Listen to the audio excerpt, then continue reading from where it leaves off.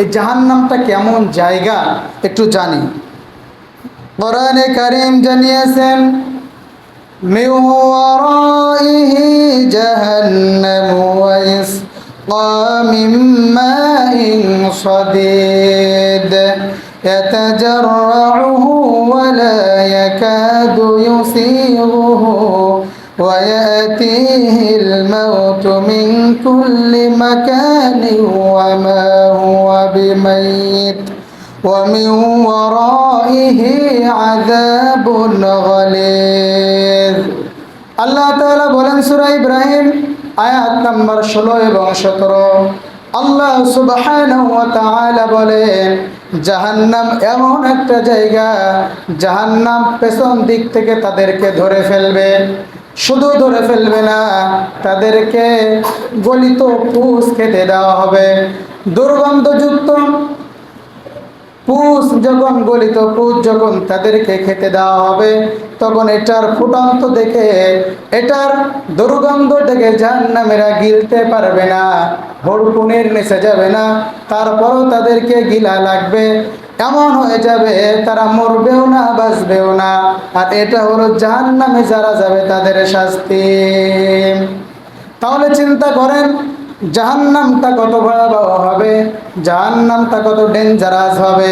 আল্লাহ তাআলা জাহান্নামের পরিচয় আর এক জায়গায় দিয়েছেন সূরা রহমানের ভিতরে। আল্লাহ বলেন ইউরাফুল মুজরিমুনা বিসীমাহুম ফায়ুখাযু বিন-নাওয়াসি ওয়াল আকদাম ফাবিআইয়ি আলা'i রাব্বিকুমা তুকাযযিবান।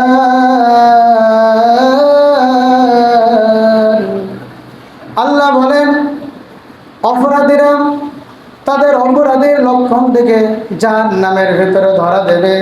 জাহান্নামের ভিতরে বলা লাগবে না কি কি কোন অপরাধ করেছো, কে কোন অপরাধ করেছে এটা বলা লাগবে না। হাযি জাহান্নামুল্লাতী ইউকাযযিবু বিহাল মুজরিমুন। আর এটা অপরাধীদের জন্য এটাই শাস্তি, যেটা তারা অবিশ্বাস করত এটাই তাদের জন্য ঠিকানা। এই জাহান্নামে তারা যখন প্রবেশ করবে, প্রবেশ করার সাথে সাথে তাদের লক্ষণ দেখে তাদের পরিচয় পাওয়া যাবে। কি এমন জায়গা, ওর ভিতরে পরিচয় দেওয়া লাগবে না। অপরাধীদেরকে কপাল দেখে, লক্ষণ দেখে বোঝা যাবে এরা কে কে কোন অপরাধ করেছে। এ হচ্ছে জাহান্নামে জাহিম।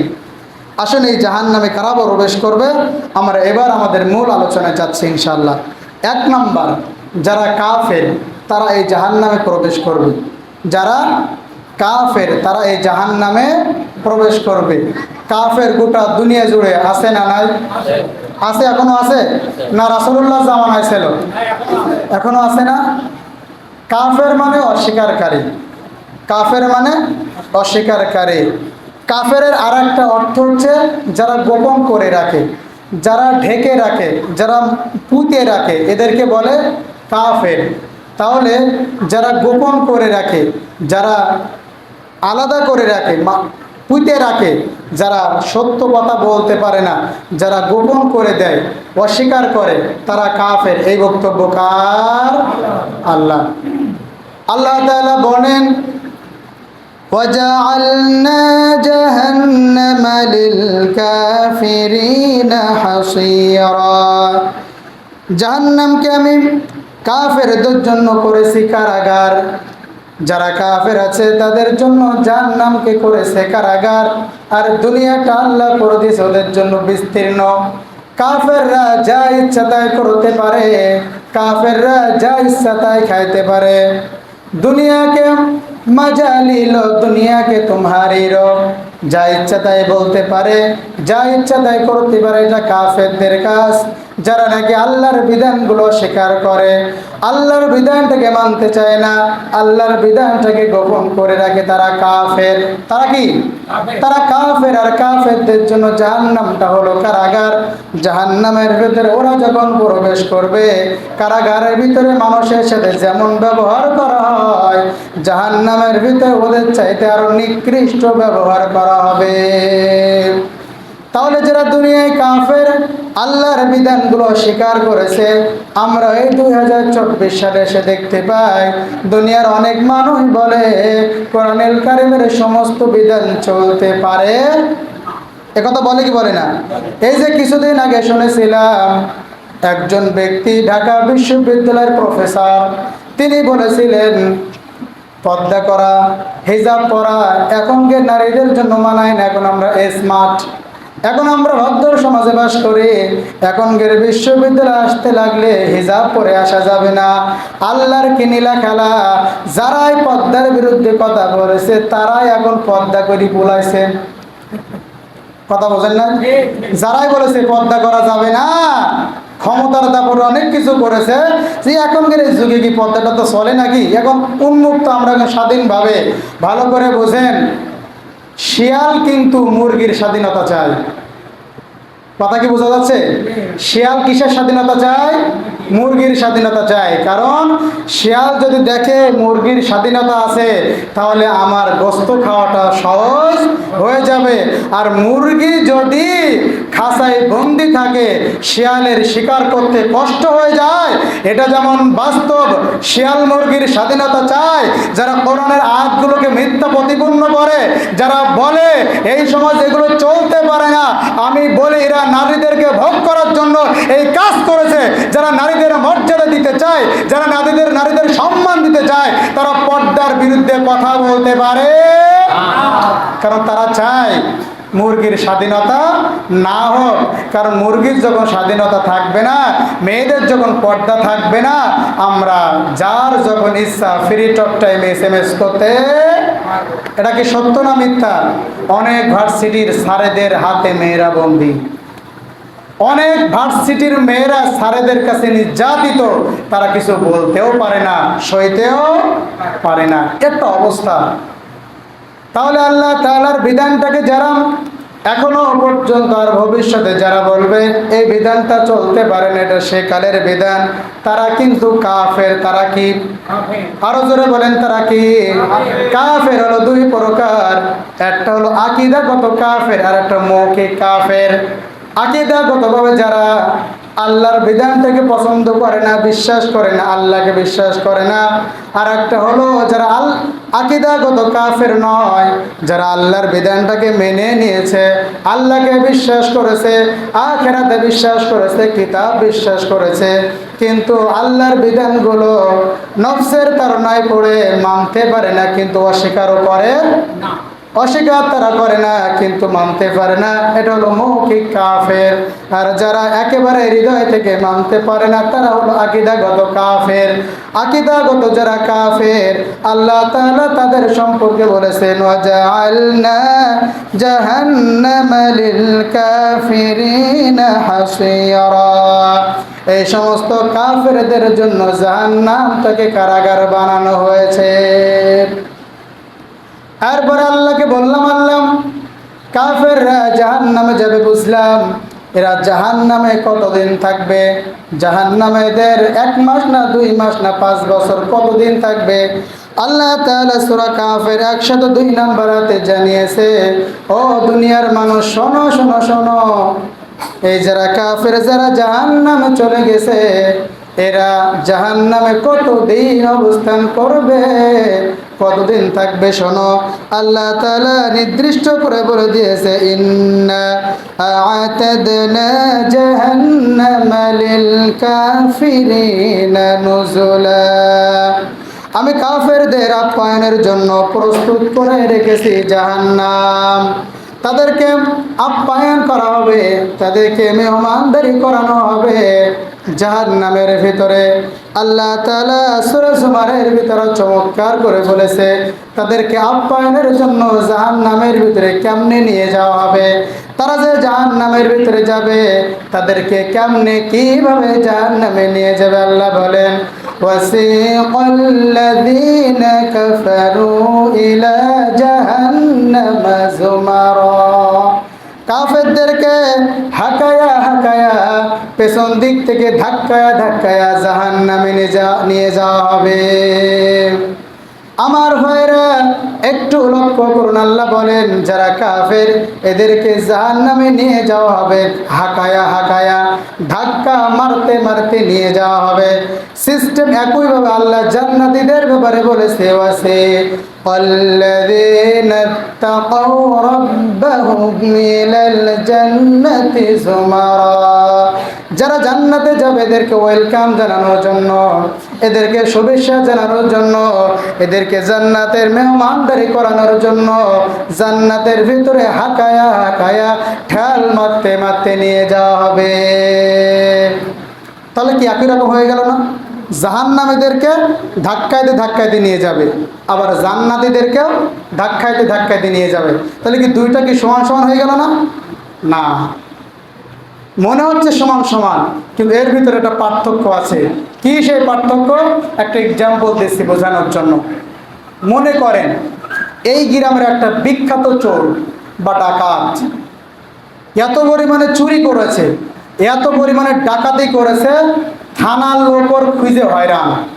হঠাৎ করে একদিন এলাকা থেকে গুম হয়ে গেছে, কি আউট হয়ে গেছে, খুঁজে পাওয়া যাচ্ছে না। 1-2 মাস পরে কি 2-4 মাস পরে ও ঢাকা থেকে বাড়ি আসছে, এসে লেবিছে বাগাসা বাজারে। থানার যারা খোঁজাখুঁজি করছে ওর পুলিশ বিভাগের লোকজন পাবে না ওদের সামনেই লেবিছে, ওরে পেয়ে গেছে।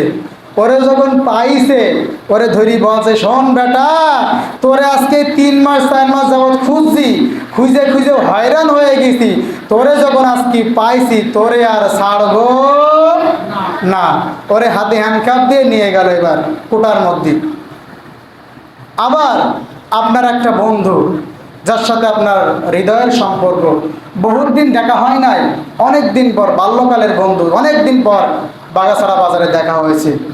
হওয়ার পরে আপনি দেখে আশ্চর্য হয়ে গেছেন, কী রে, এই যে আমার অমুক বন্ধু, আমরা একসাথে লেখাপড়া করেছি, এই যে আমার ক্লোজ বন্ধু ছিল।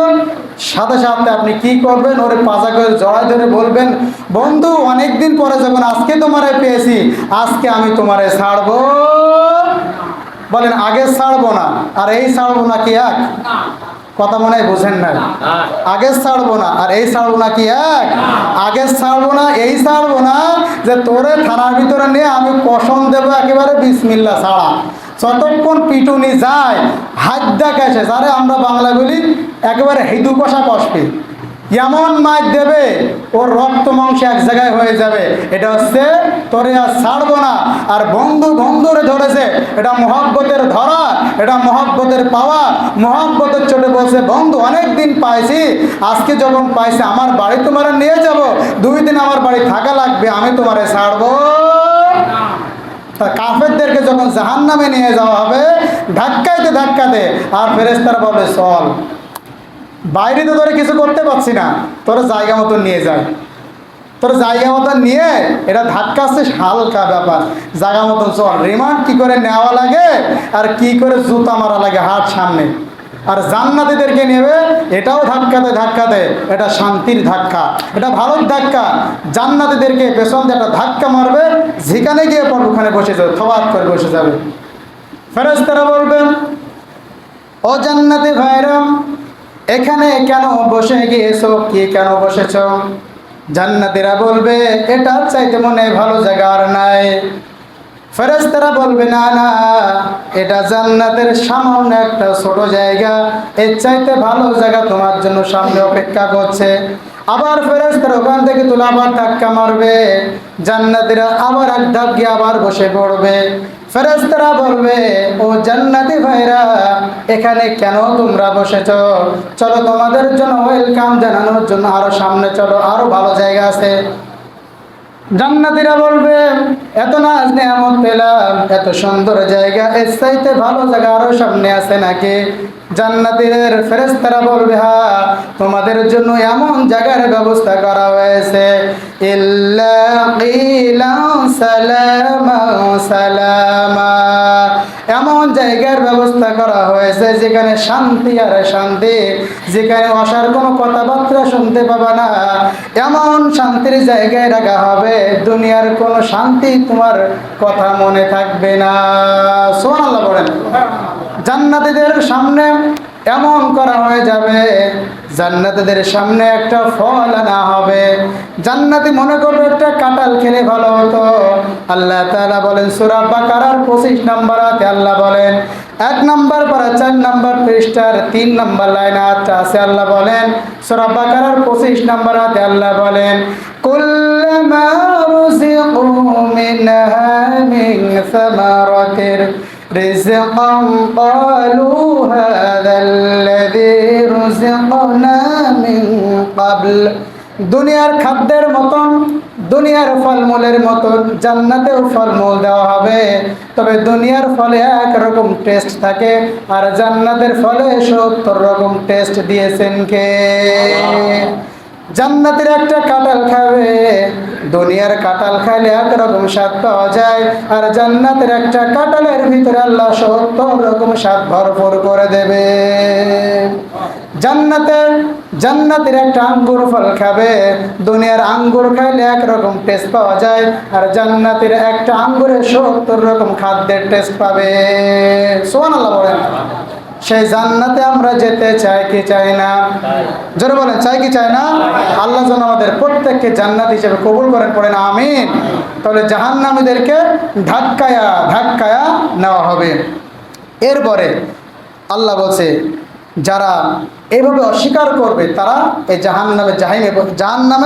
জাহান্নামে প্রবেশ করবে। 2 নাম্বার, যারা জাহান্নামে প্রবেশ করবে তারা হলো যারা শয়তানের অনুসারী এবং তাদের কর্মকাণ্ড বিস্তার করে বেড়ায়।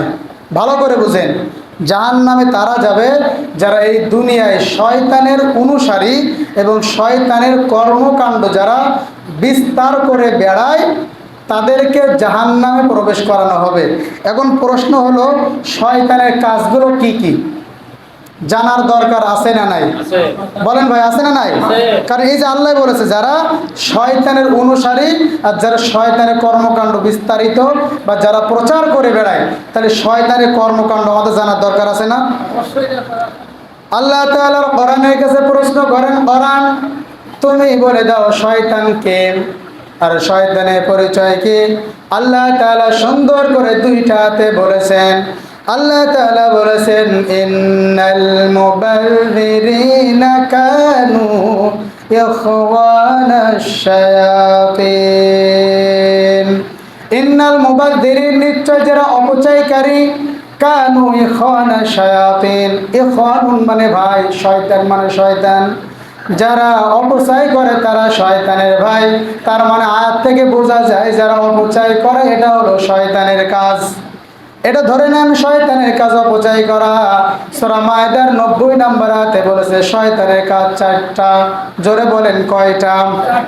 আল্লাহ তাআলা বলেন, ইন্নামাল খামরু ওয়াল মাইসিরু ওয়াল আনসাবু ওয়াল আজলামু রিজসুম মিন আমালিশ শাইতান। নিশ্চয় শয়তানের কাজ হলো 4টা। 1 নাম্বার মদ, 2 নাম্বার জুয়া, 3 নাম্বার মূর্তি, 4 নাম্বার ভাগ্য লটারি। এই 4টা কাজ হলো কার? বলেন, এই 4টা কাজ কার?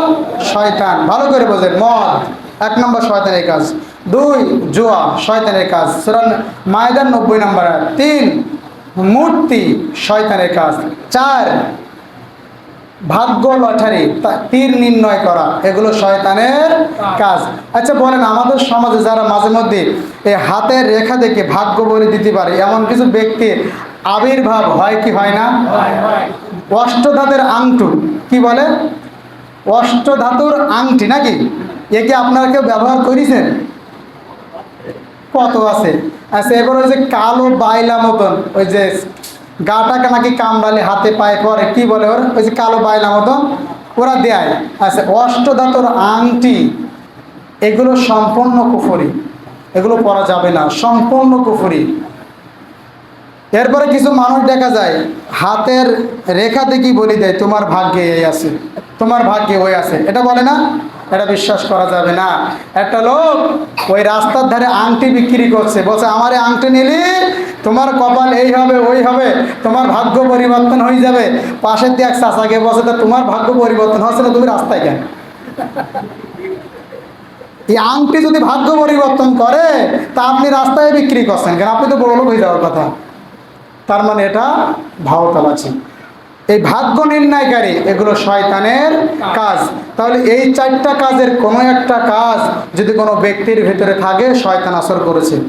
যদি কোনো দলের ভিতরে থাকে, ওই দলের উপরে শয়তান আসর করেছে।